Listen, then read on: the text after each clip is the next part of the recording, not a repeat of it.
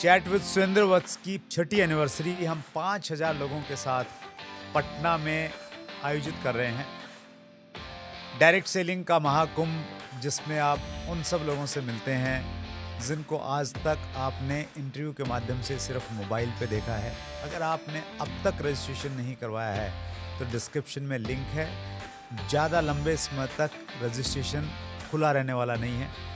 जल्दी निर्णय लीजिए और इस एपिसोड को एंजॉय कीजिए। फॉरेक्स के लिए जो डीलर हैं उन्हें स्पेशल गवर्नमेंट से लाइसेंस होता है कि ये लोग डील कर सकते हैं। क्रिप्टो इंडिया के अंदर में लीगल नहीं हुआ है, लेकिन कहीं ना कहीं इस पर टैक्सेस लगा देने की वजह से ये भ्रम लग रहा है कि ये लीगल हो गया। तो लगभग 18,000 क्रिप्टो टोकन्स एक्सचेंजेस पर रजिस्टर्ड है। हर अपॉर्चुनिटी का एक टाइम होता है सर। मैं आज भी पार्ट टाइम ही करता हूँ सर। अरे वाह, आज के टाइम में सर जब रील्स का ज़माना है जी, लोग 30-40 सेकंड में ही मनोरंजन करना चाहते हैं और उतने ही टाइम में नॉलेज लेना चाहते हैं जी। बुक्स की और लंबी ऑडियो या वीडियो की आज भी ज़रूरत है, वो आज भी प्रासंगिक हैं। इस पैरामीटर्स पे आप डायरेक्ट सेलिंग को समझकर देखिए कि अगर डायरेक्ट सेलिंग इम्पॉर्टेंट नहीं होता तो उसके इतने डुप्लीकेट नहीं बने होते। How to choose a network marketing company, जिसमें मैं एक फॉर्मूला देता हूँ 3P3। दोस्तों नमस्कार, आदाब, सत श्री अकाल। चैट विद सुरेंद्र वत्स के नए एपिसोड में आप सबका बहुत बहुत स्वागत है। आज फिर एक बड़ा दिन हम सब लोगों के लिए, क्योंकि आज हमारे पास में एक ऐसी पर्सनैलिटी हैं जिनके पास न केवल मात्र डायरेक्ट सेलिंग का 25 साल का तजुर्बा है, अपितु इससे पहले वो जिस रेपुटेड प्रोफेशन में थे उसकी नॉलेज भी आपको मिलने वाली है। मैं पर्सनली बहुत उत्साहित हूँ। उनका मैंने बहुत नाम सुना है, बहुत तारीफ़ सुनी है और आज आप भी उनके मुरीद होने वाले हैं। सो आइए हम लोग मिलकर स्वागत करें। नागपुर महाराष्ट्र से आज हमारे मेहमान हैं CA रिजवान मिर्ज़ा साहब। बहुत बहुत स्वागत है सर चैट विद सुरेंद्र वत्स में। Thank you sir, thank you so much. आपकी व्यस्तताएं बहुत ज़्यादा हैं रिजवान सर, उसके बावजूद भी आपने समय निकाला। सो सभी व्यूवर्स की तरफ से दिल की गहराई से बहुत बहुत आभार। Thank you sir, thank you एक बार। और आपने जो मुझे आज निमंत्रित किया और आपने यहाँ पे ये सम्मान दिया, इसके लिए मैं आपका भी आभारी हूँ और दर्शकों का भी आभारी हूँ जो सुन रहे हैं। That's great sir. मैंने आपका एक पॉडकास्ट देखा रिजवान सर। सैयद आजम इकबाल आप जानते हैं अच्छे से, तो वो बहुत एनर्जेटिक और एंथुजियास्टिक है डायरेक्ट सेलिंग को लेके। तो उन्होंने जब स्टार्ट किया तो उन्होंने बड़े उत्साह के साथ में मेरे पास भेजा कि सर मैंने एक पॉडकास्ट लिया है और मैं आपको भेज रहा हूँ। तो मैं थोड़ा बिजी था, तो मैंने कहा चलो यार आजिम ने भेजा है तो मैं देख लेता हूँ। तो मैंने देखना स्टार्ट किया और मैं सर उसको ख़त्म किए बिना रुक नहीं पाया। जो भी मैं काम कर रहा था वो साइड में रह गया। बहुत ही अच्छा लगा मुझे। और उसी दिन मैंने डिसाइड किया था कि रिजवान सर की जो विजडम है वो हमारे व्यूअर्स के पास में भी जानी चाहिए। तो मैं पर्सनली बहुत उत्साहित भी हूँ और जिज्ञासु हूँ, सीखने के लिए पूरी तरह से तैयार हूँ आपसे। सो शुरुआत करते हैं सर आपकी लाइफ जर्नी से। एक CA मतलब कैसे बने पहले तो, और फिर एक CA डायरेक्ट सेलिंग में कैसे आ गया? हर कोई अपने अपने बारे में बताने में सबसे ज़्यादा एक्सपर्ट होता है। मैं भी अपने बारे में बताते हुए मुझे अच्छा लग रहा है। सर हमारी फैमिली बहुत ही रूरल एरिया से बिलोंग करती है, महाराष्ट्र में। और मेरे पूरे फैमिली में मेरे फादर के अलावा और किसी ने एजुकेशन नहीं ली थी। उनके बाद मैंने ही एजुकेशन ली, ऐसा समझिए। मेरे फादर एडवोकेट हैं। मैं पढ़ाई लिखाई में बचपन से अच्छा था, लेकिन जिस जगह हम तहसील प्लेस में रहते थे वहाँ अच्छी स्कूल्स नहीं थी। तो और मुझ में स्पार्क देखकर मेरे फादर ये चाहते थे कि मेरा करियर अच्छा बने, इसलिए वो मुझे एक से एक स्कूल बदल बदल कर डालते थे। तो मैंने हर मीडियम में पढ़ा है इंग्लिश के अलावा। मैं मराठी मीडियम में भी रहा, उर्दू मीडियम में भी रहा, हिंदी मीडियम में भी रहा। और ऐसे मेरे जर्नी 10th तक चली। और 10th में मैंने स्टेट में मेरिट में आया था मैं। तो जिससे उत्साहित होकर उन्होंने फिर मुझे दूसरे सिटी में शिफ्ट किया, अमरावती करके है हमारे एरिया में। मैं वहाँ से 11th-12th कर पाया देन, और उसके बाद से मैं बाहर ही रहा। तो इन शॉर्ट मेरे 24 साल के एज तक के मैंने BSc, MA, LLB और FCA चारों डिग्रीज़ ले ली। और इनमें से मोस्टली सारी डिग्रीज़ मेरी मेरिट में है। इवन मैंने CA भी फर्स्ट अटेम्प्ट में क्लियर किया सारी एग्ज़ाम्स। बट इसमें इंटरेस्टिंग पार्ट ये है कि मैं मेरे एजुकेशन लाइफ में 24 साल में से 13 साल घर से बाहर रहा, जिनमें मेरे 12 इंस्टीट्यूशंस में ट्रांसफ़र होते रहे अलग अलग कारणों से। और उसके बाद में मैं पढ़ाई में अच्छा था, लेकिन कभी ये नहीं सोचा था मैंने लाइफ में कि मैं किसी और के लिए काम करूँगा। मैंने मेरे फादर को भी हमेशा अपने लिए, खुद के लिए काम करते देखा था, तो वही एक इमेज बनी थी कि काम हमेशा अपने लिए करेंगे। मैंने अपना ऑफिस शुरू किया, मैरिज हो गई, ऊपर वाले की दया से बच्चे हैं 3 मेरे, गाड़ी ले ली, बड़ा घर ले लिया। तो बाय द एज ऑफ 29 ये सारा कुछ कंप्लीट हो गया। और दोस्तों को, रिश्तेदारों को, मुझे खुद ये एहसास होने लगा कि हाँ, शायद मैंने लाइफ में कुछ अच्छा खासा अचीव कर लिया। बिकॉज CA जैसे सब लोग जानते हैं, ये कोर्स टफ़ होता है और जनरली लोग फर्स्ट अटेम्प्ट में क्लियर नहीं कर पाते। तो जिस वक्त मैं सेटल हो चुका था, तब तक भी मेरे बैचमेट्स CA कर ही रहे थे। पर ऐसे में सर एक चीज़ समझ में आई, वो ये थी कि तब एक्टिव इनकम, पैसिव इनकम समझ नहीं आती थी, लेकिन ये समझ आया कि किसी कारण अगर मैं काम पर नहीं जा पाया, जबकि मैं अपने परिवार के लिए अकेला इनकम अर्नर हूँ, तो मेरे फैमिली का साथ कौन देगा। और फिर इस पर मैं थोड़ा स्टडी करने में बिलीव करता हूँ, तो मैंने इस पर स्टडी करना शुरू किया कि क्या ऑप्शंस हो सकते हैं कि मैं साइड बाय साइड शुरू करूं। और तब तक कि मेरे पास कार और घर के लिए लोन चल रहा था, तो पैसा बिल्कुल नहीं था, बल्कि EMI शुरू थे। हालांकि मेरे पास में उस वक्त में मोर देन 1000 से ज़्यादा क्लाइंट्स थे मेरे। मैंने 100 से ज़्यादा फैक्ट्रीज़ या इंडस्ट्रीज़ को खड़ा करने में मदद की थी। तो उन सब के तरफ से बहुत सारे ऑफ़र्स थे, वो चाहते थे कि मैं उनके साथ में जाऊं, लेकिन मैं विदाउट इन्वेस्टमेंट कहीं जा नहीं पा रहा था और इन्वेस्टमेंट के लिए मेरे पास कुछ नहीं था। तभी किसी ने मुझे, वो मेरा फ्रेंड ही था CA, उसने मुझे 1999 में इनवाइट किया एक मीटिंग के लिए।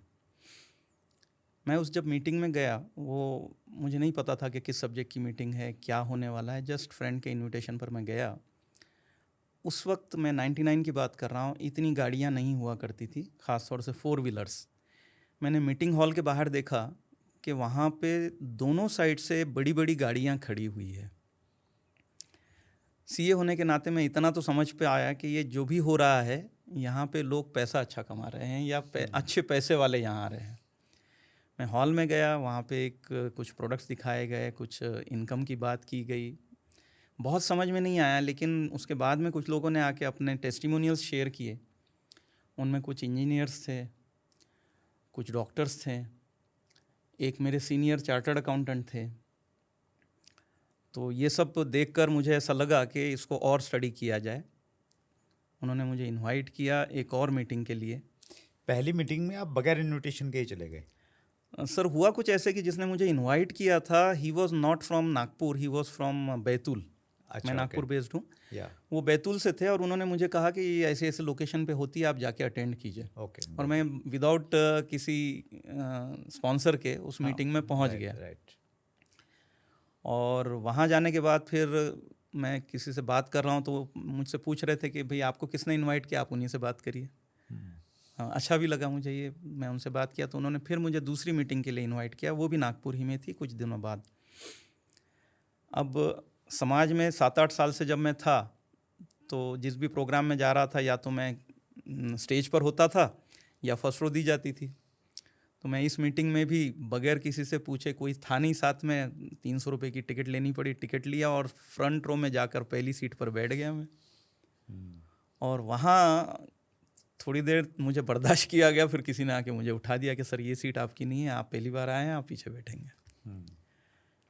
कहीं ना कहीं सर वो एक टर्निंग पॉइंट बना मेरे लाइफ का, रिजेक्शन। और मैंने डिसाइड किया कि मैं इस चेयर पे तुझे 2 महीने में दिखाऊंगा बैठकर। उसके लिए क्या करना पड़ेगा मुझे नहीं पता था। किस्मत से ऐसा हुआ कि जिसने मुझे इनवाइट किया था, उनसे मैं अब बात करना चाह रहा था कि मुझे आगे बताओ, मुझे ये करना है और मुझे उस सीट पे बैठना है। और वो मोबाइल फ़ोन का नया नया मोबाइल्स आए थे, तो हर एक के पास कौन नहीं से हुआ। साल की बात है? 99। 99, ओके, जी, ठीक है। हर एक के पास नहीं हुआ करते थे और STD PCO का दौर होता था। किसी कारण से मेरा उनसे 1 महीना तक के कांटेक्ट ही नहीं हो पाया and I was searching for a sponsor.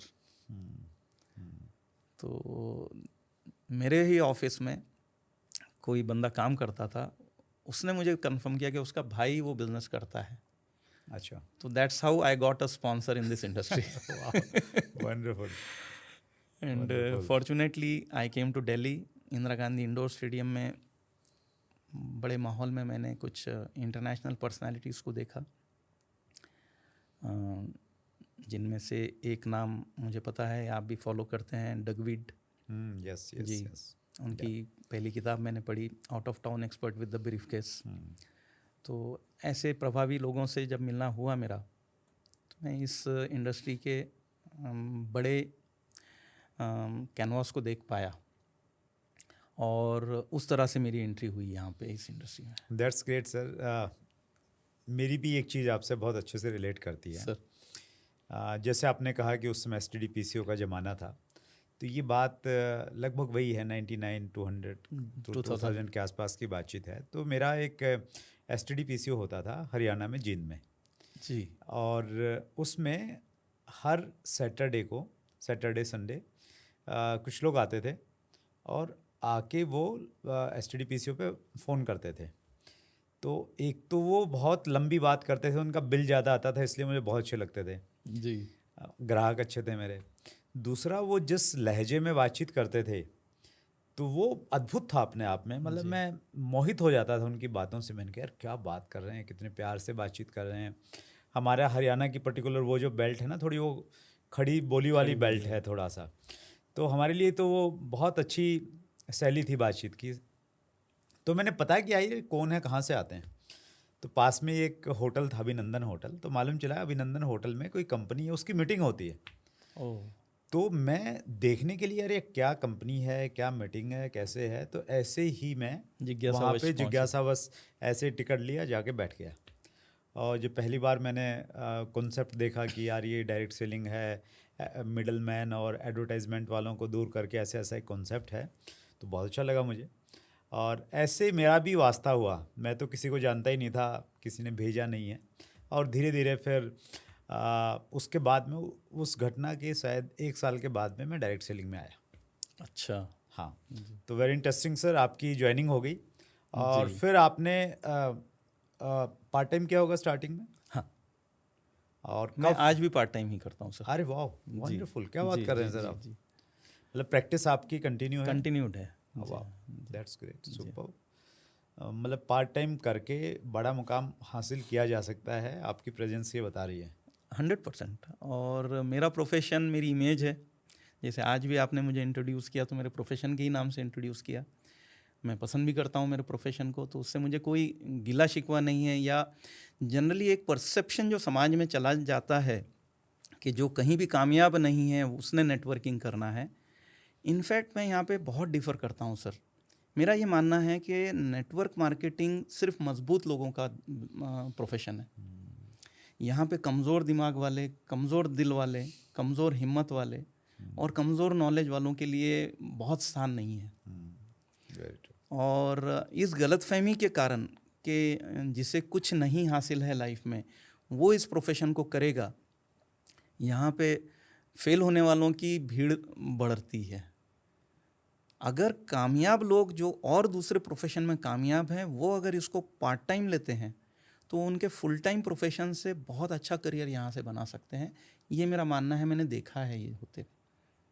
That's great, super sir. जी सर। और मैंने भी कहीं पढ़ा है कि डायरेक्ट सेलिंग में आपको इनिशियली पार्ट टाइम ही करना चाहिए। मतलब आपके पास में कोई पहले से काम है तो उसको छोड़िए मत, उसको पार्ट टाइम कीजिए। और अगर छोड़ने का डिसीजन लें, आपको लगे कि फुल टाइम करना चाहिए, तो वो प्रॉपर अप्लायंस से काउंसिल करने के बाद में, उनकी एक प्रकार से NOC लेने के बाद में तो ही डिसाइड करना चाहिए। आपके अप्लायंस ने आप पे कुछ ऐसा नहीं बोला कि यार अब तो बहुत अच्छा लेवल हो गया है, वो चीज़ें हो गई, या अभी फुल टाइम आ जाओ, या कभी ऐसा नहीं लगा आपको? अनफॉर्चुनेटली सर मैं इस मामले में थोड़ा बदकिस्मत रहा। मैंने जिस भी कंपनी में, मैंने अब तक 4 कंपनी की है सर। उसके कारण रहे हैं हालांकि कोई भी अच्छा नेटवर्कर अपनी कंपनी बदलना नहीं चाहेगा। कंपनियां बंद हो जाती हैं, जिस वजह से शिफ्ट करना पड़ता है। तो मेरी बदकिस्मती ये रही कि मेरे हर कंपनी के अंदर में मेरे अपलाइन छोड़कर चले गए हैं। तो मैं अनाथ बच्चे की तरह से ही मेरा पूरा करियर रहा, और पर उसने मुझे एक मौका दिया कि मैं अपने आप को डेवलप कर पाऊँ, क्योंकि टीम बढ़ रही थी और टीम के लोगों को अगर संभालना है तो किसी को तो जिम्मेदारी लेनी पड़ेगी। वो जिम्मेदारी किस्मत से फिर मैंने ली, और उसी कारण से मैं किताबें पढ़ पाया बहुत सारे। उस वक्त टेप बोला करते थे हम कैसेट्स को, हर हफ्ते के हर दिन मिनिमम 1 या 2 टेप सुन लिया करते थे, या उससे ज़्यादा किताबें पढ़ते थे 20, 25, 30 पेजेस रोज़ की। यानी ऐसा समझिए आपके शुरुआती करियर में मैंने पहले साल में 50-60 से ज़्यादा किताबें पढ़ ली थी इस सब्जेक्ट पे। वाह। और मुझे लगता है कि मेरी सफलता में सबसे बड़ा हाथ किताबों का, सेमिनार्स का और टेप्स का रहा है। वो आज भी 25 साल पहले सुना हुआ टेप ऐसा लगता है जैसे आज ही सुना है। और जनरली मैं सिर्फ सुनता नहीं था या पढ़ता नहीं था, मैं उनकी नोट्स बनाया करता था। मेरे पास आज भी रखी है सारी नोट्स मेरी, कभी दिल होता है तो आज के टाइम में सर, जब रील्स का ज़माना है, जी। लोग 30-40 सेकंड में ही मनोरंजन करना चाहते हैं और उतने ही टाइम में नॉलेज लेना चाहते हैं। जी। बुक्स की और लंबी ऑडियो या वीडियो की आज भी ज़रूरत है, वो आज भी प्रासंगिक हैं? सर देखिए, ट्रेंड्स बदलती रहेगी, लेकिन आज भी किताबें ज़िंदा है, न्यूज़पेपर छपते हैं, कॉलेज में आज भी 45 मिनट्स का ही लेक्चर होता है। तो उसी तरीके से जब आप नॉलेज की बात करेंगे, सीखने की बात करेंगे और उसमें से करियर बनाने की बात करेंगे, तो आपके बेसिक्स तो नहीं बदलेंगे सर। और कहीं ना कहीं आपको अगर बड़ा कुछ करना है तो आपको बैक टू बेसिक्स आना ही पड़ेगा। मैं देखिए, वैसे तो डायरेक्ट सेलिंग में हम सब लोगों ने उसी रास्ते को फॉलो किया है, तो कहानियाँ सबकी लगभग बराबर होती हैं। मेरी भी कुछ कहानी ऐसी रही सर। मैं डायरेक्ट सेलिंग में आया, ज्वाइन किया मैं। हमारे यहाँ पे कोई प्रॉपर एजुकेशन सिस्टम नहीं था उन दिनों कंपनी में। आई ज्वाइंड इन 2001। तो लेकिन थोड़ा सा टेस्ट मालूम चल गया था कि यार एजुकेशन भी यहाँ पे होती है कुछ ना कुछ। तो मैंने सर किसी एक इंटरनेशनल कंपनी की 1000 से ज़्यादा टेप्स खरीदी उस ज़माने में, उनको सुना, उनके नोट्स बनाए और प्रयास किया कि अपने काम में, अपने व्यवहार में उसको शामिल किया जाए। बहुत सही। और उसी दौरान मैंने डगविट को मैंने सुना, मैंने बहुत सारे लोगों को मैंने सुना जी। कहीं ना कहीं। आपने 4 कंपनियां बदली, जैसे आपने कहा, अलग अलग कारण रहते हैं। एक आम व्यक्ति अगर उसको कंपनी न बदलनी पड़े कभी ज़िंदगी में, मतलब कंपनी रहे, ऐसी कंपनी चुनने के लिए क्या पैरामीटर्स उसको देखने चाहिए? बहुत सही सर, ये सवाल इनफैक्ट हर नेटवर्कर ने, चाहे वो नया हो चाहे वो पुराना हो, उसने ये सवाल सबसे पहले अपने आप से पूछना चाहिए। क्योंकि जब आप किसी कंपनी के साथ जुड़ने जा रहे हो तो वो बिल्कुल ऐसा है जैसे आपने कोई करियर चुना है या आपने मैरिज करने का निर्णय किया है। तो जैसे आप मैरिज करते वक्त बहुत सोच समझ करके निर्णय करते हो, या आप कोई करियर लेते वक्त आप बहुत कॉन्शियसली करियर चुनते हो कि शायद परिवार का प्रेशर है कि बेटे डॉक्टर हो जाओ, फ्रेंड्स जो है वो इंजीनियरिंग के साइड जा रहे हैं, टीचर्स कह रहे हैं कि नहीं तू हिस्ट्री में अच्छा है, तो खुद को लग रहा है कि नहीं मैं तो आर्टिस्ट बहुत अच्छा हूँ। तो आपके मन में जैसी दुविधा होती है, ऐसी कंपनी चुनते वक्त मैंने जनरली नेटवर्कर के मन में या जो ज्वाइन हो रहा है उसके मन में वो दुविधा नहीं देखी कि मैंने कौन सी कंपनी चुननी है। इनफैक्ट इसके बारे में अवेयरनेस ही नहीं है। वो तो सिर्फ वो कंपनी चुनता है जिसका उसको न्योता दिया जाता है। वो कंपनी नहीं चुनता है, वो सिर्फ स्पॉन्सर को चुनता है। और स्पॉन्सर ने भी खुद हमेशा स्टडी करके कंपनी नहीं चुनी होती है, वो उसने भी किसी स्पॉन्सर को चुना होता है। मेरा इस पर यूट्यूब एक वीडियो है पूरा, how to choose a network marketing company, जिसमें मैं एक फॉर्मूला देता हूँ 3P 3T जी। तो इस पर मैं आपके दर्शकों से कुछ बात करने की परमिशन चाह रहा था सर। Please sir. तो इस पर मेरा एक फॉर्मूला है और इस फॉर्मूले को अगर आप सही तरीके से अपनाओगे तो मुझे नहीं लगता कि आप गलत कंपनी चुनोगे, जो सबसे मूल मंत्र है इस प्रोफेशन में कामयाब होने के लिए। क्योंकि आप ये बिजनेस आज जो कमा रहे हो, आज जो मेहनत कर रहे हो, उससे आज कमाने के लिए नहीं कर रहे हो, बल्कि आज जो कमा रहे हो ये पैसिव इनकम में आपके बुढ़ापे के लिए काम में आने के लिए होगा और आपकी आने वाले जनरेशन के लिए विरासत छोड़ने के लिए होना चाहिए। इसके लिए सबसे पहले तो आपको ये देखना ज़रूरी है कि क्या मैं जिस कंपनी से जुड़ने जा रहा हूँ, क्या उसमें इतना पोटेंशियल है कि वो आने वाले 40, 50, 100 साल तक के ज़िंदा भी रह सकती है या नहीं। अगर ऐसा न पाओ तो बिल्कुल भी उस कंपनी में अपना समय बर्बाद मत करो। एक बहुत बड़ी गलतफहमी नेटवर्कर्स में है जनरली कि अगर कोई नई कंपनी बन रही है तो वहाँ मैं काम करूँगा ताकि मेरी आईडी टॉप पर आए और मैं सबसे बड़ा नेटवर्क बना पाऊँ। मैं आपसे सवाल पूछना चाहूँगा सर के माध्यम से कि आप टॉप पर रहो या 10 साल बाद कंपनी में ज्वाइन करो, जितनी मेहनत आप करोगे नेटवर्क तो उतना ही बनेगा सर। पहले आने से ऐसे कोई ख़ास फ़ायदा नहीं होता। इनफैक्ट आप कंपनी को अपने कंधे पे बिठाकर दौड़ा रहे हो। होना तो ये चाहिए कि कंपनी के प्रोफाइल के बेनिफिट से आपको इजी जाए कि आप कंपनी के बारे में किसी को बताएं तो वो रिलेट कर सके कि हाँ मैं इस कंपनी को जानता हूँ, रिप्यूटेड कंपनी है। तो पहला पॉइंट इसमें मेरा जो फॉर्मूला है 6 पॉइंट्स का वो है 3P 3T। I repeat 3P 3T। 3P है कंपनी का, डायरेक्टर्स का प्रोफाइल, जो सबसे ज़्यादा माइन्यूटली आपने चेक करना चाहिए। कंपनी के फाइनेंशियल्स कैसे हैं, उनका लीगल साइड कैसा है, उनके व्यवहार कैसे हैं, उन पे कोई केस तो नहीं चल रही है, डायरेक्टर्स का या प्रमोटर्स का बैकग्राउंड कैसा है, उन पर कोई केसेस तो नहीं चल रही है, उनका पर्सनल बिहेवियर कैसा है, वगैरह वगैरह, कितनी साल पुरानी है। और अब तो ये बड़ा इजी हो गया है। हमने जब शुरू किया था तब ये सारी फैसिलिटीज़ नहीं थी, पर अब आप तो गूगल करिए या आप तो एआई कर सकते हैं। आप एआई के माध्यम से आप ये सारी इन्फॉर्मेशन तुरंत ले सकते हैं, कंपेयर कर सकते हैं कंपनीज़ को एआई के माध्यम से। तो प्रोफाइल सबसे पहले देखें। दूसरा होता है प्रोफाइल अगर सही है तो प्रोडक्ट, क्योंकि बेसिकली बिजनेस तो प्रोडक्ट्स का होता है सर। और प्रोफाइल कितना ही अच्छा हो, बाकी सारी चीज़ें कितनी ही अच्छी हो, लेकिन अगर प्रोडक्ट अपने आप नहीं बिक सकता है तो उस कंपनी को थोड़ा सा बचें। बिकॉज प्रोडक्ट आपको मदद नहीं कर रहा है आपका करियर बनाने में, आप प्रोडक्ट को पुश कर रहे हो प्रोडक्ट बेचने में।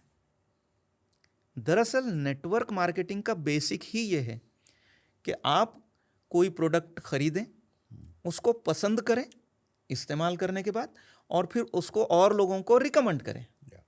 इसी को जब आप प्रोफेशनली करते हो तो आप डायरेक्ट सेलिंग कहते हो। अदरवाइज बेसिक प्रोसेस ये है। Very true. पर जनरली मैंने एक सेंटेंस सुना है हमारी इंडस्ट्री के अंदर में कि भाई साहब प्रोडक्ट का क्या है, वो तो खरीद के रखने ही होते हैं, पैसा देखिए ना कितना दे रही है कंपनी। और ये जो वो ट्रैप होता है कि पैसा कितना दे रही है, ये कंपनियां ज़्यादा पैसा देने के चक्कर में बहुत लंबा चल नहीं पाती है। Very true. और बहुत सारी कंपनियों के साथ यही हुआ है, और वहाँ फिर डिस्ट्रीब्यूटर्स के साथ भी हुआ है। तो दूसरा पी हुआ प्रोडक्ट्स। क्वालिटी प्रोडक्ट्स होने चाहिए, अफोर्डेबल प्राइस होनी चाहिए, रिजल्ट ओरिएंटेड होने चाहिए, और सबसे इम्पॉर्टेंट साइंटिफिकली रिसर्च्ड होने चाहिए।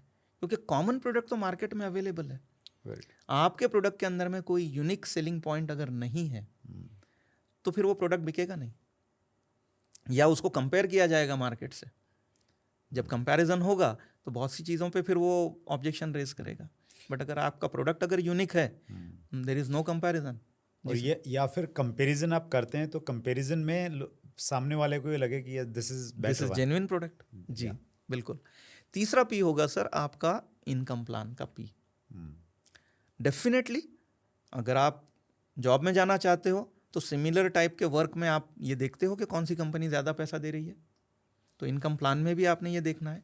पर मेरा ये मानना है कि सिर्फ ज़्यादा पैसा इंपॉर्टेंट नहीं होता है, ease of understanding of the plan भी होना चाहिए, डुप्लीकेशन का भी उसमें प्रोसेस प्रॉपर होना चाहिए, डाउनलाइंस को हेल्प करने का उसमें प्लान में ही इनबिल्ट फॉर्मूला होना चाहिए। वरना सीनियर एक बार आगे बढ़ने के बाद अगर उस प्लान में अगर वो चीज़ ना हो तो फिर वो शायद डाउनलाइन को साथ ना दे, या जो लेग बड़े हो जाते हैं वहाँ ध्यान ना दे। तो हर एक को इक्वल ट्रीट करने के लिए कंपनी के प्लान में अगर इस तरह से इनबिल्ट मैकेनिज्म हो तो फिर अपलाइन हर किसी के लिए बराबर काम करते हैं। That's great. These are 3 P's: profile, product and plan. Plan. Now 3 T। सबसे पहला टी है सर कि उस कंपनी के साथ में ट्रेनिंग सिस्टम होनी चाहिए, या आपकी अपलाइन की ट्रेनिंग सिस्टम होनी चाहिए। बिकॉज शायद आपको ट्रेनिंग की ज़रूरत ना हो, लेकिन अब आप जब टीम बनाने वाले हो, कोई डॉक्टर आ रहा होगा, कोई टीचर आ रहा होगा, कोई हाउसवाइफ होगी, कोई रिटायर्ड पर्सन होगा, कोई स्टूडेंट होगा, हर किसी को एक जैसा डुप्लीकेशन अगर नहीं करवाओगे आप तो टीम आगे नहीं बढ़ेगी। और डुप्लीकेशन राइट वे में होने के लिए हर एक का प्रॉपर एजुकेशन होना ज़रूरी है, और वो भी चेंजिंग ट्रेंड्स के हिसाब से चलना चाहिए। जैसे हमने जब 25 साल पहले शुरू किया था, उस वक्त का इनविटेशन और 10 साल का पहले का इनविटेशन और आज का इनविटेशन सेम नहीं हो सकता सर। Very true. प्लान देने का मेथड सेम नहीं हो सकता है। पहले जूम नहीं हुआ करते थे, होम मीटिंग्स करते थे मेनली। राइट। अगर किसी एक भी व्यक्ति से बात करना होता तो ट्रैवल करना होता था। तो हर चीज़ में बदलाव जो आया, आपका ट्रेनिंग सिस्टम इतना कैपेबल हो, इतना वाइब्रेंट हो कि वो इसको अकोमोडेट कर सके, रिजिड भी ना हो, और हर एक के लिए उसमें स्पेस हो ताकि वो ग्रो कर सके। दूसरा पी आएगा सर आपकी टीम। जिस टीम को आप ज्वाइन करने जा रहे हो, जिस टीम में आप बिलोंग करने जा रहे हो, लीडर्स कैसे हैं वहाँ के, क्या वो रियली जेन्युइन डायरेक्ट सेलिंग करते हैं, या आज आपसे एक कंपनी के बारे में बात कर रहे हैं, कल दूसरी कंपनी की बात कर रहे हैं, आज लीगल सिस्टम की बात कर रहे हैं, हो सकता है कल को किसी और सिस्टम की बात करें। वो आपका कितना साथ दे सकते हैं या सिर्फ स्पॉन्सर करके हट जाएंगे, ये पता करना भी आपके लिए उतना ही इम्पॉर्टेंट है before you join any company. And the last point of the formula is timing. Her opportunity का एक टाइम होता है सर, चाहे वो रियल एस्टेट की अपॉर्चुनिटी हो, शेयर मार्केट की अपॉर्चुनिटी हो, या डायरेक्ट सेलिंग की। वो अपॉर्चुनिटी का समय जाने के बाद भी अपॉर्चुनिटी तो जिंदा होती है, लेकिन उसका जो क्रीम होता है वो चला जाता है। तो you must look at the timing of the opportunity also. तो इस तरह से ये 3P 3T मैंने हमेशा फॉलो किया है, और उस वजह से शायद मुझे कभी भी जिसे फेलियर कह सकते हैं, फेलियर नहीं देखनी पड़ी इस इंडस्ट्री में।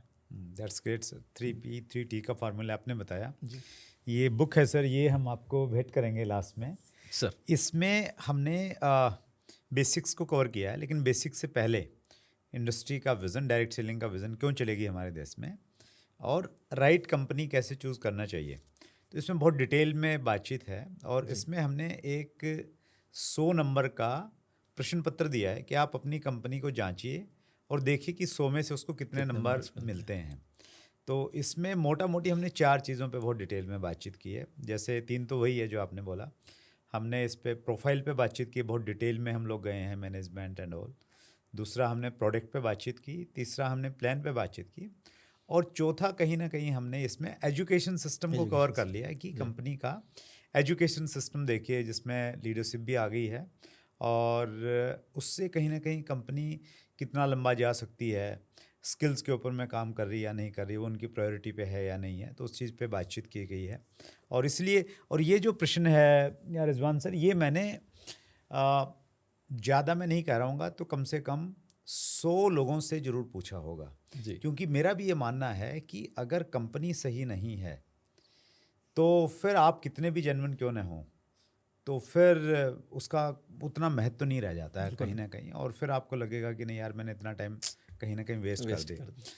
इसी से जुड़ा हुआ एक प्रश्न और है रिजवान सर कि डायरेक्ट सेलिंग के नाम पे कुछ न कुछ चीज़ें आती रहती हैं। आपने देखा होगा 25 साल पहले भी कुछ चीज़ें थी, वो किसी दूसरे रूप में थी, आज दूसरे रूप में आ गई हैं। जैसे वो बहरूपिया अपना भेष बदल लेता है ना, तो भेष बदल के आती रहती हैं चीज़ें। अभी क्रिप्टो के नाम पे और फॉरेक्स ट्रेडिंग के नाम पे बहुत सारे लोग ये कहते हैं कि ये भी डायरेक्ट सेलिंग है और ये भी भारत सरकार के रूल्स का पालन करती है। तो इसके ऊपर में थोड़ा सा प्रकाश डालिए कि क्या पर्टिकुलर 2 की अगर हम बातचीत करें, क्रिप्टो और forex trading through direct selling, is it legal और दूसरा, जो लोग कहीं इसमें जुड़े हैं या जुड़ना चाहते हैं, उनको आप क्या संदेश देना चाहेंगे? बिकॉज़ आपके पास इंडस्ट्री का भी 25 साल का तजुर्बा है सर, और आप फाइनेंस से जुड़े हुए हैं, तो उस चीज़ को भी बहुत अच्छे से जानते हैं। ये बहुत ही इम्पोर्टेंट सवाल आपने किया है और मैं चाहूँगा कि सारे दर्शक इस सवाल को ख़ास तौर से बहुत गहराई से समझने की ज़रूरत है, क्योंकि हम आज बात कर रहे हैं डायरेक्ट सेलिंग इंडस्ट्री की, ना कि हम इन्वेस्टमेंट की बात कर रहे हैं, ना कि हम सिर्फ इनकम जनरेशन की बात कर रहे हैं। हम एक पर्टिकुलर इंडस्ट्री की बात कर रहे हैं जिसका नाम है डायरेक्ट सेलिंग। और हमारे देश के अंदर में 2016 से पहले इसके बारे में कोई सरकारी दस्तावेज़ हमारे पास नहीं था, लेकिन थैंक्स टू गवर्नमेंट कि 2016 9 सितंबर के दिन मिनिस्ट्री ऑफ कंज्यूमर अफेयर्स ने इस पर एक दस्तावेज़ दिया जिसका नाम है डायरेक्ट सेलिंग गाइडलाइंस ऑफ 2016। उसके बाद में अलग अलग स्टेट गवर्नमेंट्स ने इस पर ही बेस करके गवर्नमेंट नोटिफिकेशंस इशू किए, जिसके अंदर में बहुत क्लियर कट गाइडलाइंस है, जिनमें कुछ स्टेट गवर्नमेंट, जैसे कि मैं महाराष्ट्र से बिलोंग करता हूँ, मुझे महाराष्ट्र का पता है, महाराष्ट्र गवर्नमेंट ने बहुत क्लैरिटी के साथ में वहाँ पर सर्टन चीज़ों में अगर आप डायरेक्ट सेलिंग कर रहे हो तो वो इलीगल है, उसकी लिस्ट दे दी है, जिसके अंदर में इंश्योरेंस को एक्सक्लूड किया गया, जबकि insurance otherwise totally legal aspect है। इसी तरह से इन्वेस्टमेंट को इलीगल ठहराया गया, या ऐसे प्रोडक्ट्स जो जंतर मंतर जैसे हों कि भाई आपने बिल्कुल कोई प्याला दे दिया और उसके अंदर में या कोई चिप दे दी या कोई गले में टांगने का तावीज़ दे दिया, इन चीज़ों में नेटवर्किंग करने से या डायरेक्ट सेलिंग करने से लीगली मना किया है। और फिर इसी के ऊपर में दिसंबर 2021 के अंदर में सेंट्रल गवर्नमेंट के रूल्स आए हैं, वो भी बहुत क्लैरिटी से जो रियल डायरेक्ट सेलिंग है, रियल डायरेक्ट सेलिंग को समझने के लिए अगर आप इन तीनों चारों डॉक्यूमेंट्स को पढ़ते हैं तो आपको ये क्लियर होगा कि उस कंपनी के पास में कोई ऐसा प्रोडक्ट हो जो प्रोडक्ट की वैल्यू हो और बिजनेस न ज्वाइन करते हुए भी लोग उस प्रोडक्ट को इस्तेमाल करने के उद्देश्य से खरीदना चाहते हों। ऐसा प्रोडक्ट अगर लेकर बिजनेस किया जा रहा है डायरेक्ट सेलिंग का, और फिर प्रोडक्ट बेचना ये मुख्य उद्देश्य रखकर उसके बेनिफिट्स जो लोग बेचने में सहायता कर रहे हैं उनको दिए जाने के नाम को डायरेक्ट सेलिंग कहते हैं। ना कि आपका उद्देश्य पैसा कमाना है और पैसा कमाने के लिए आप नाम मात्र उसमें कोई प्रोडक्ट को इंट्रोड्यूस कर रहे हो, ऐसा अगर किया जाता है तो गाइडलाइंस इसको पॉन्जी स्कीम कहती है। इसी के तहत सर अगर मैं आपसे बात करूं तो क्रिप्टो आ जाएगा और फॉरेक्स आ जाएगा, जो सरकारें जो चाहती हैं उस उद्देश्य के अपोजिट है। इसमें मैं बस थोड़ा सा एक ऐड करना चाहता हूं सर, और हम डिस्क्रिप्शन में वो प्रोडक्ट्स जो महाराष्ट्र गवर्नमेंट ने बैन किए हैं उनकी एक लिस्ट भी डाल देंगे ताकि व्यूअर्स को और जानकारी हो। जो हमारी ये बुक है सर, डायरेक्ट सेलिंग का विजेता कैसे बने, इसमें पेज नंबर 60 पे हमने लिखा है कि 11 जुलाई 2019 को महाराष्ट्र गवर्नमेंट द्वारा जारी की गई डायरेक्ट सेलिंग गाइडलाइंस के अनुसार निम्न प्रोडक्ट अमान्य हैं। और इसमें डिटेल दिया गया है सर 8 प्रोडक्ट का, कि ये 8 प्रोडक्ट आप डायरेक्ट सेलिंग के थ्रू सेल नहीं कर सकते हैं। और ये वही सारे प्रोडक्ट हैं जिसकी आपने बात अभी मैंने चर्चा की और हम डिस्क्रिप्शन में भी उसमें डाल रहे हैं। बिल्कुल सर, सबको हेल्प हो जाएगी। तो ये एक्चुअली क्या है कि अगर कोई आम व्यक्ति कहे तो बंदा हल्के में लेता है, लेकिन एक 25 साल का अनुभवी व्यक्ति सीए अगर ये कहता है तो लोग फिर उसको उतना हल्के में नहीं लेंगे, वो थोड़ी गंभीरता के साथ में लेंगे। 25 साल तो मेरा डायरेक्ट सेलिंग का है, मेरा सीए का एक्सपीरियंस 33 इयर्स का है। वाह, क्या बात है सर। तो वो टोटल मिला देंगे, उसको अलग अलग मिला देंगे तो ये 50 साल से ज़्यादा का एक्सपीरियंस आपके पास में है। तो इनसे बचना चाहिए सर। मैं क्रिप्टो और फॉरेक्स पे थोड़ी बात आगे बढ़ाना चाहूँगा। ये तो मैंने अभी कानून की बात की है। जैसे उससे पहले मैं डायरेक्ट सेलिंग को भी रखना चाहूँगा सर, कि जैसे हमने देखा है कि अभी 460 प्लस कंपनियाँ कंज्यूमर अफेयर्स मिनिस्ट्री के पास में प्रॉपरली रजिस्टर्ड हैं, लेकिन इनकी भी अगर प्रॉपर स्क्रूटनी अगर हम करें तो इनमें से 50-60 से ज़्यादा कंपनियां नहीं नज़र आती है जो जेन्युइनली डायरेक्ट सेलिंग कर रही है, बाकी जस्ट रजिस्टर हुई हैं।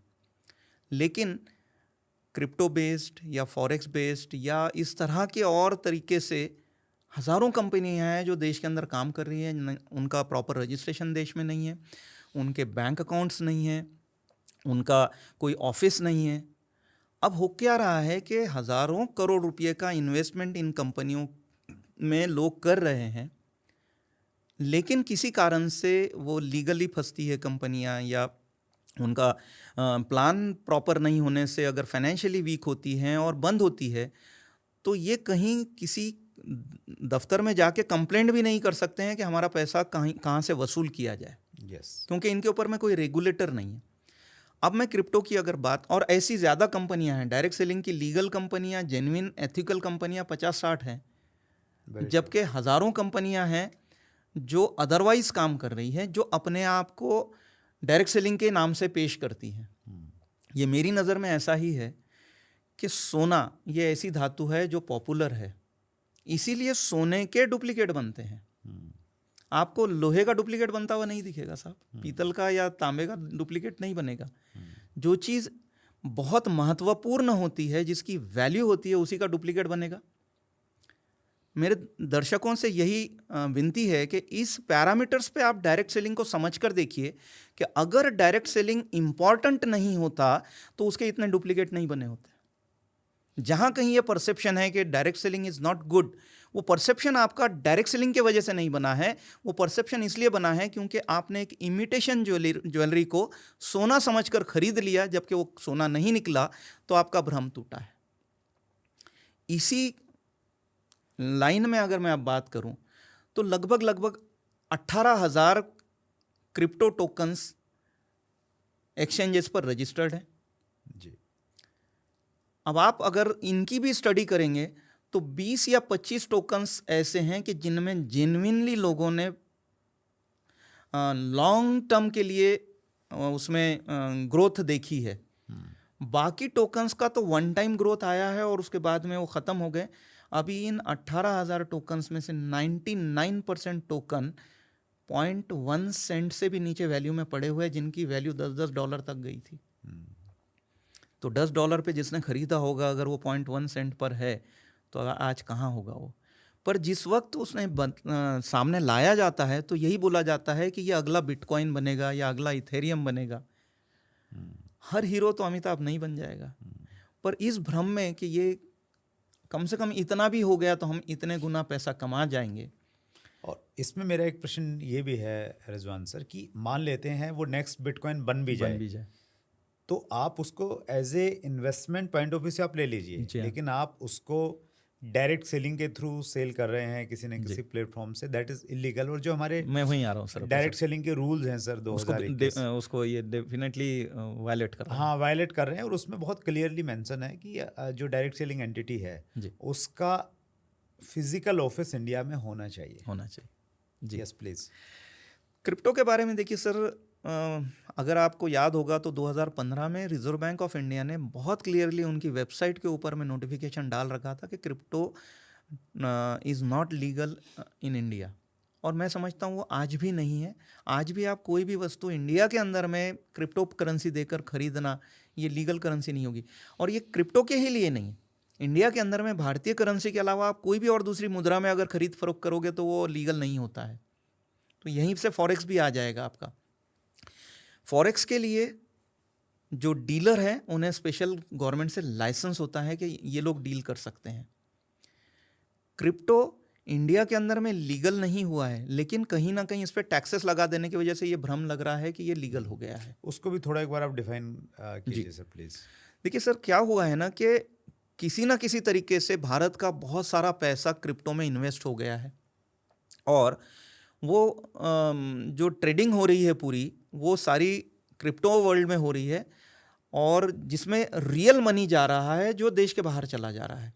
इसे रोकने के लिए सरकार ने इस पर इनकम टैक्स भी लगाया हुआ है और जीएसटी भी लगाई हुई है। और आगे जाकर इसका इम्पैक्ट आपको ये दिखेगा कि जितने एक्सचेंजेस हैं वहाँ से डेटा लेकर जब ये सरकार इसको अपना शिकंजा टाइट करेगी तो आपने कमाया कम और टैक्सेस ज़्यादा देने पड़ सकते हैं आपको, अगर आपने इसमें प्रॉपर अगर अपने आप को क्लियर नहीं रखा है तो। क्योंकि आज मुझे नहीं पता होता है या सरकार को भी नहीं पता होता है कि किसके वैलेट के अंदर में कितना क्रिप्टो है, लेकिन जिस दिन वो बेचता है उस दिन वो कहीं ना कहीं किसी एक्सचेंज पर नोटिफिकेशन आ रहा है उसका कि इसने बेचा है, उसका ट्रांजैक्शन हो रहा है इन इंडियन करेंसी, और बैंक से ट्रांजैक्शन होने की वजह से खरीदते वक्त बेचते वक्त वो ट्रांजैक्शन रिकॉर्ड हो रहा है, और इस पर टैक्सेस आएंगे। अब आपने जो बात उठाई सर, तो पहली चीज़ तो ये है कि ये लीगल करेंसी इंडिया में नहीं है, इसलिए इसका लेन देन यहाँ पर लीगल नहीं होता है। राइट। दूसरा हुआ कि इस केस में जैसे कि इंश्योरेंस इलीगल है डायरेक्ट सेलिंग के माध्यम से बेचा जाना, ऐसे ही क्रिप्टो या फॉरेक्स बेचा जाना भी इलीगल है। ये सेम चीज़ें हैं। जबकि आप देखेंगे तो इंश्योरेंस इंडिया के अंदर में जो जितनी कंपनियों को लाइसेंस मिला हुआ है, चाहे वो सरकारी हो या प्राइवेट हो, उनके माध्यम से इंश्योरेंस ये पूरी तरह से लीगल बिजनेस है। बट डायरेक्ट सेलिंग के थ्रू डायरेक्ट सेलिंग के थ्रू आप उसको नहीं कर सकते, वहाँ इलीगल है। यस। तो ऐसे ही क्रिप्टो में आप इन्वेस्टमेंट कर रहे हो, ये परफेक्टली लीगल हो सकता है, लेकिन उसमें नेटवर्क मार्केटिंग तो टोटली इलीगल है। और जनरली आपने बिटकॉइन का कभी नेटवर्क नहीं देखा, आपने इथेरियम का कभी नेटवर्क नहीं देखा।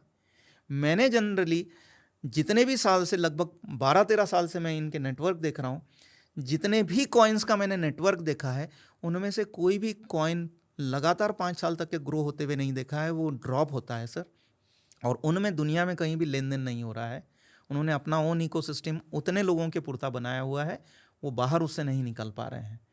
तो ये महज एक तरह से आपने जो वर्ड यूज़ किया कि बहरूप है, कि इनके पास में एक इनकम प्लान है जिसमें देने के लिए कोई प्रोडक्ट नहीं है, तो कंप्यूटर से सर्टन नंबर जनरेट किया जा रहा है जिसे क्रिप्टो कहते हैं, और वो नंबर बेचा जा रहा है, लोग खरीद रहे हैं। मेरी आप सबसे इस पे बहुत ही हम्बली रिक्वेस्ट रहेगी या सजेशन रहेगा कि इस झांसे से अपने आप को बचाइए। अगर आप रियली मानते हैं कि crypto is the future currency, तो आप जो रियली एक्सचेंज के ऊपर में पिछले 10-15 साल से अच्छा परफॉर्म कर रहे हैं, ऐसे क्रिप्टो देखें और उसमें इन्वेस्टेड रहिए लॉन्ग टर्म के लिए। वैसे ही फॉरेक्स का है। भारत के अंदर में आप भारत की मुद्रा के अलावा कोई भी करेंसी में अगर डीलिंग कर रहे हो तो उसके लिए आपके पास लाइसेंस होना चाहिए, और विदाउट लाइसेंस अगर आप इन्वेस्टमेंट कर रहे हो तो इन्वेस्टमेंट किसी डीलर के थ्रू होना चाहिए, ना कि आप किसी कंपनी के माध्यम से कर लें जिनके पास में इसका लाइसेंस नहीं होता है। तो ये सारी चीज़ें जो है, ये नेटवर्क मार्केटिंग की अच्छी इमेज को भुनाने के चक्कर में इन लोग ने इस तरह से अपने आप को रखा हुआ है। लेकिन इनके बंद होने के कारण, इनके लोगों के साथ में खिलवाड़ करने के कारण नेटवर्क मार्केटिंग की इमेज, डायरेक्ट सेलिंग की इमेज को बहुत बुरा धक्का लगता है। और ये जनरल लोग नेटवर्क मार्केटिंग के और डायरेक्ट सेलिंग के नाम से परिचित हैं, वो इसको जानते हैं लेकिन पहचानते नहीं हैं। मैं रिपीट करूंगा कि वो डायरेक्ट सेलिंग, नेटवर्क मार्केटिंग के नाम से परिचित हैं, इसको जानते हैं, लेकिन इसको पहचानते नहीं हैं। और सिर्फ जानना किसी चीज़ को काफ़ी नहीं होता है। और मोस्टली हम में से ज़्यादातर लोगों के पास जब हम अप्रोच करते हैं तो वो सिर्फ उस जानकारी के माध्यम से कि वो कंपनी बंद हो गई थी, वो कंपनी ने लोगों के साथ फ्रॉड किया, उस कंपनी के डायरेक्टर्स को अरेस्ट किया गया, इस अधूरी जानकारी के भरोसे वो पूरी इंडस्ट्री के बारे में ये मान लेते हैं कि ये इंडस्ट्री धोखा है। जबकि इस इंडस्ट्री को श्रेय ये जाता है, लेस ब्राउन का अगर आप स्टेटमेंट देखेंगे तो वो कहते हैं कि पूरी दुनिया में किसी भी इंडस्ट्री से ज़्यादा मिलेनियर्स इस इंडस्ट्री ने पैदा किए हैं। Very true. एक बहुत ही रिप्यूटेड आदमी अगर इस इंडस्ट्री के बारे में ऐसे ओपिनियन दे रहे हैं तो आप इस इंडस्ट्री को इतने हल्के में कैसे ले सकते हैं? आप या आपके वार्ड्स जिनके आप गार्जियन हैं, आप उनके करियर के लिए 20 से 25 साल का एजुकेशन दिला रहे हैं। आप ये भी नहीं समझ पा रहे हैं कि जिस वक्त उसने उस इंडस्ट्री के लिए अपने आप को तैयार किया था, शायद वो जब तक के पास आउट करेगा वो इंडस्ट्री का वजूद ही ख़त्म हो सकता है। जैसे कि जब हमने ग्रेजुएशन में दाखिला लिया था उस वक्त 3 ही डिग्री हुआ करती थी, बीए, बीएससी और बीकॉम। अगर कोई आज ये 3 डिग्री करेगा तो लोग हंसेंगे उस पर। समय बदल जाता है। ऐसे ही जब आप बहुत सोच समझ करके अपने वार्ड के लिए किसी करियर का चॉइस करते हैं, मेरा सजेशन आपको ये रहेगा कि आप इस नज़रिए से एक बार डायरेक्ट सेलिंग को ज़रूर देखें, क्योंकि मेरा पर्सनल मानना है, मेरा पर्सनल सिर्फ मानना नहीं है, मेरा 25-26 साल का एक्सपीरियंस है कि किसी भी और करियर से, चाहे वो सर्जन हो, सीए हो, एडवोकेट हो या इवन सिविल सर्विसेज हो, जितनी मेहनत करके उस करियर में वो बंदा पहुंचता है, उससे 1/10 मेहनत में यहाँ ये बंदा उससे काफ़ी आगे निकल जाता है। That's great sir. ये अगर आप भी मेरी बात से शायद सहमत करेंगे। मैं 100% सहमत हूँ सर। और डायरेक्ट सेलिंग का डिज़ाइन ही कुछ इस प्रकार से किया गया है कि अगर आप इसमें जुड़ते हैं तो ये आपकी नेक्स्ट जनरेशन में ट्रांसफ़र होता है और आपके द्वारा किए गए काम का जो फल है आपकी पुश्तों तक जाता रहता है। ज़रूरत बस इस चीज़ की है कि जो ये लालच वाली चीज़ें हैं उससे कहीं ना कहीं हमें बचना चाहिए। और जिस तरीके से इस इंडस्ट्री को बनाया गया है, जिन उद्देश्यों के लिए बनाया गया है, उन्हीं उद्देश्यों की पूर्ति के अनुसार आप कंपनी का चयन करें। आपके पास रिजवान सर बहुत बड़ा तजर्बा है, बहुत सारा अनुभव है। हमारे पास में टाइम की लिमिटेशन है, तो एक इंटरव्यू में हम नहीं समा सकते।